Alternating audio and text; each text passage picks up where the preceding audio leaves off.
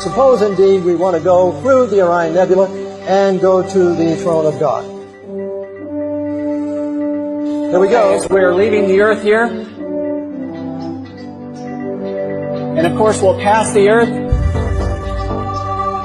We see the sun there to our right.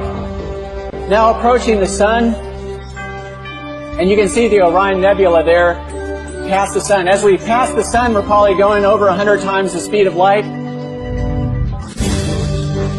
And approaching Orion, the individual stars will be passing at different times because they're at different distances from the earth. But it's actually in the sword of Orion. The middle star of the sword of Orion is the Orion Nebula.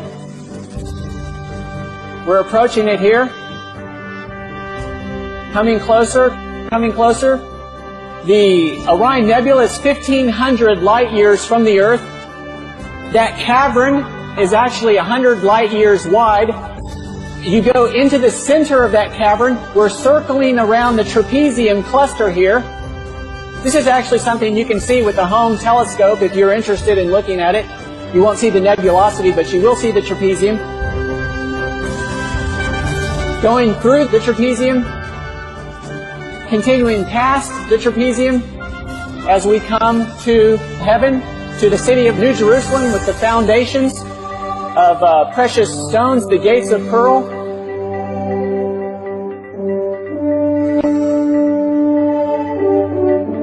Approaching now to the temple in the New Jerusalem. The sanctuary. And as we go to the sanctuary, what are we going to end up with? There is indeed right before us Christ the great high priest and the Ten Commandments. And the Ten Commandments. The Ten Commandments. Sits right before the throne of God. Jesus Christ himself, the author of them all, ministering before the Ark of the Covenant, the mercy seat. David, and after we are there, what's going to happen in return? Of course, Jesus, at the time of the second coming, will step out of the most holy place. He will begin to come back to the earth. Of course, Jesus leaving the New Jerusalem there, coming through the open space in Orion. There's the trapezium now. As you exit Orion, that great bowl configuration surrounding Jesus on his return will, of course, be millions and millions of angels surrounding him. Of course, as Jesus himself speeds toward the earth at thousands of times the speed of light,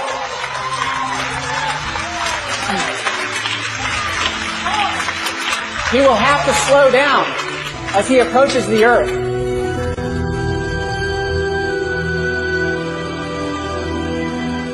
Coming through the solar system, he passes the sun, of course doing many times the speed of light until he gets close to the earth, slows down. The people on the earth will first see a dark cloud. And as that dark cloud gets a little closer, a little brighter, and it finally lights up the sky. And as it lights up the sky, those people who are alive and waiting for Jesus will welcome him. They'll say, "Lo, here is our God. We have waited for him."